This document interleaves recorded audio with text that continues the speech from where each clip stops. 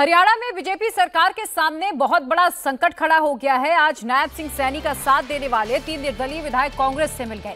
थोड़ी देर पहले विधायकों ने ऐलान किया, जिसके बाद नायब सिंह सैनी सरकार अल्पमत में आ गई है। इसके लिए सीएम नायब सिंह सैनी ने कांग्रेस को जिम्मेदार ठहराया। आपको बता दें कि हरियाणा में 90 विधानसभा की सीटें हैं। मौजूदा वक्त में 88 विधायक हैं और ऐसे में बहुमत का जो आंकड़ा है वो 45 है। अब हम आपको पूरा इक्वेशन, पूरा समीकरण समझाते हैं। बीजेपी को 47 विधायकों का समर्थन था। अब 3 निर्दलीय विधायकों के समर्थन के वापसी के बाद बीजेपी के पास कुल इस वक्त 44 मौजूदा विधायक हैं और बहुमत के लिए, यानी कि जो जादुई आंकड़ा है सरकार बनाने के लिए, वो 45 चाहिए। अभी मौजूदा वक्त में बीजेपी के अपने 40 विधायक हैं, 3 निर्दलीय विधायक और एचएलपी का 1 विधायक जिसे भाजपा का समर्थन प्राप्त है। यानी कि टोटल अगर हम नंबर्स की बात करें तो 44 हो रहे हैं। बीजेपी बहुमत से 1 विधायक पीछे हो गई है और ऐसे में सबसे बड़ा सवाल यह है कि क्या अविश्वास प्रस्ताव लाया जा सकता है। जिन विधायकों ने सैनी सरकार से समर्थन वापस लिया है, उन्होंने एक प्रेस कॉन्फ्रेंस की।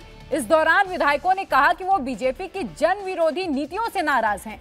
दादरी से विधायक सोमवीर सांगवान, पुंडरी से विधायक रणधीर गोलन और नीलोखेड़ी से विधायक धर्मपाल गोंदर ने रोहतक में पूर्व सीएम भूपेंद्र हुड्डा और प्रदेश अध्यक्ष की मौजूदगी में एक प्रेस कॉन्फ्रेंस में कांग्रेस को समर्थन देने का ऐलान किया है। पिछले 4.5 वर्षों से निर्दलीय चुनकर आए थे और हमेशा हमने ईमानदारी से भारतीय जनता पार्टी को समर्थन दिया था। लेकिन आज महंगाई चरम सीमा पर है, आज बेरोजगारी चरम सीमा पर है, आज किसान, व्यापारी, कर्मचारी, मजदूर हर वर्ग दुखी है। आज कहीं फैमिली आईडी और कहीं प्रॉपर्टी आईडी, उससे हर गांववासी, शहरवासी दुखी है। इन्हीं चीजों को देखते हुए हमने अपना समर्थन वापस लिया है। हमने किसी का डर थोड़ी था, हम तो आजाद है, इंडिपेंडेंट है। छत्तीस बरादरी ने बढ़ा रखे थे, उनके सहारे पे हमारे पास कोई किसी पार्टी का बोझ था ना आज है। हम तो अपने प्रदेश हित में समर्थन दे रहे हैं, जनता की आवाज है।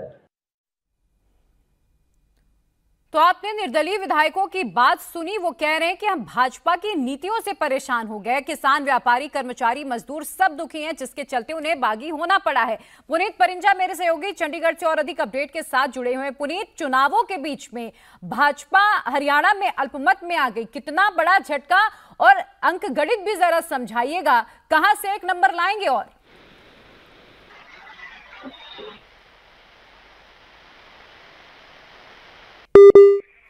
चलिए मैं फिलहाल है, लेकिन सरकार को किस तरह को कोई खतरा जो है जी पुनीत,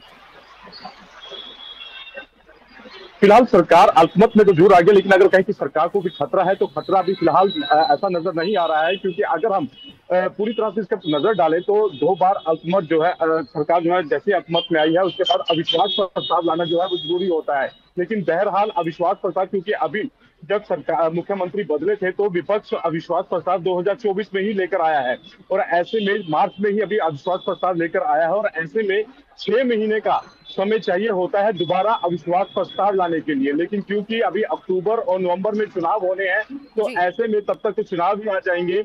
और अभी वैसे भी 90 विधानसभा सीटें हैं हरियाणा के अंदर, जिसमें से 2 खाली हैं, एक सिरसा के रानिया से और दूसरे करनाल से, जिसमें रणजीत चौटाला जो है वो लोकसभा को चुनाव लड़ रहे हैं। तो मुख्यमंत्री जो है, और देखिए भाजपा के फेवर में जो बात जा रही है वो यही है कि अविश्वास प्रस्ताव के लिए 6 महीने का गैप जरूरी है। मार्च में ही कांग्रेस अविश्वास प्रस्ताव लेकर आई थी और अब 6 महीने के इंतजार के बाद ही ला सकती है। और आपको बता दें कि अक्टूबर नवंबर में इसी साल हरियाणा में विधानसभा के चुनाव होने हैं और यही बात भाजपा के फेवर में फिलहाल जा रही है। उधर निर्दलीय विधायकों के समर्थन पर कांग्रेस नेता दीपेंद्र हुड्डा ने कहा कि हरियाणा में बदलाव निश्चित है।